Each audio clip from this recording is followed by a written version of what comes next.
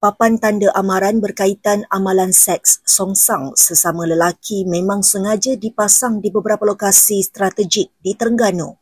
Exco Kerajaan Tempatan Perumahan dan Kesihatan Negeri Datuk Wan Sukhairi Wan Abdullah berkata, papan tanda berkenaan bertujuan menimbulkan rasa benci terhadap perbuatan tersebut dalam kalangan masyarakat. Memetik sinar harian, Datuk Wan Sukhairi berkata, tindakan itu merupakan sebahagian daripada usaha mendidik rakyat agar menjauhi perkara yang bertentangan dengan nilai agama dan norma masyarakat.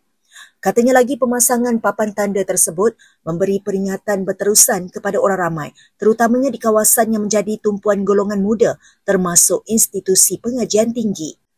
Tindakan pihak berkuasa Terengganu memasang papan tanda berkenaan mengundang kritikan, termasuk aktivis transgender Nisha Ayub yang menyifatkannya sebagai bentuk diskriminasi yang diinstitusikan serta pengiktirafan berbahaya terhadap kebencian.